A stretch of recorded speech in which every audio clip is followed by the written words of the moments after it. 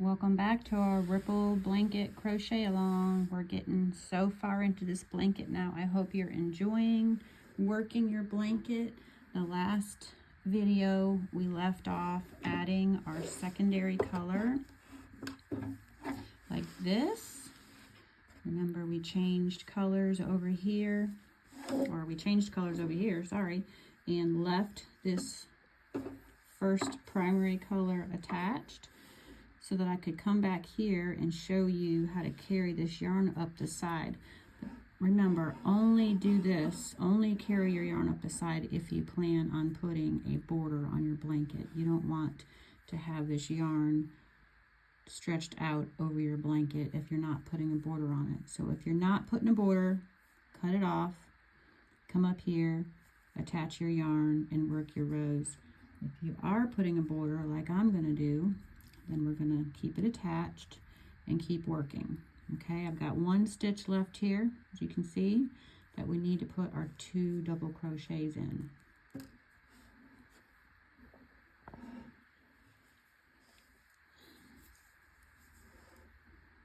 Here's our first one double crochet. And then remember how we change colors. We're only going to work half of this double crochet. We're going to go into the same stitch, yarn over, pull up a loop, yarn over, pull through 2, and we're going to stop. Now we're going to drop this first color. Try not to get your yarns tangled. It'll kind of aggravate you. Keeping one to one side and one to the other, or one to the front and one to the back, is very helpful.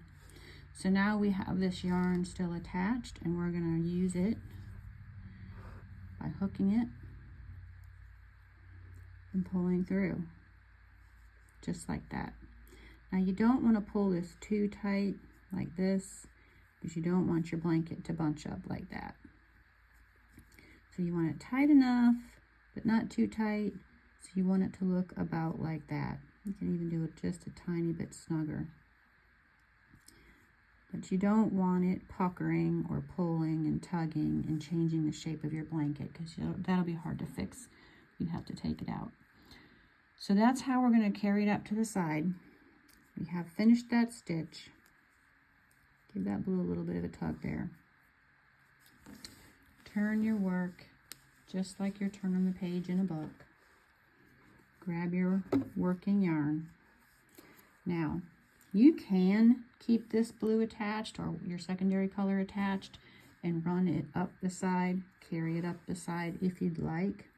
But I kind of feel like 6 rows is kind of a lot to run your yarn up with this color. I mean, you can. It's not going to bother it. Your border will cover it, but you're just going to see this through there a little bit. So I'm inclined to go ahead and cut this blue and then reattach it, because I'm using this other color as well. So it's going to be a long way up before you change it. So I would go ahead and cut this and work your 6 rows in your primary color, and then you're going to attach whatever.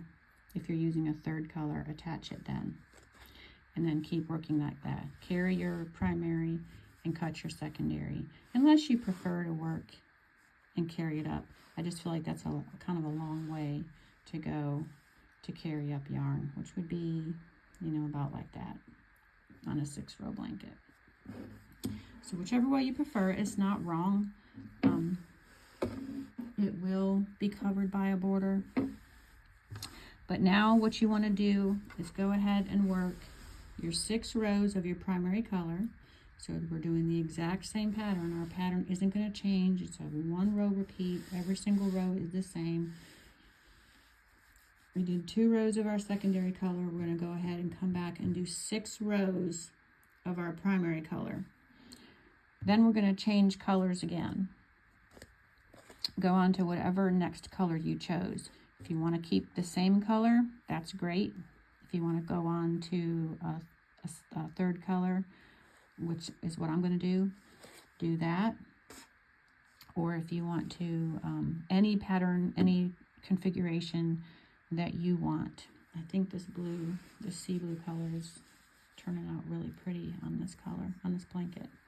So work your rows up until you get to the length of the blanket that you want. So our original blanket was about 28 by 30. So that is 1, 2, 3, 4, 5, 6, 7, 8 repeats. So this blanket here has 8 groups in it. So you go 8 times. But if you want to make it longer, make more groups. No wrong answer here. You just do it as long as you wish it to be.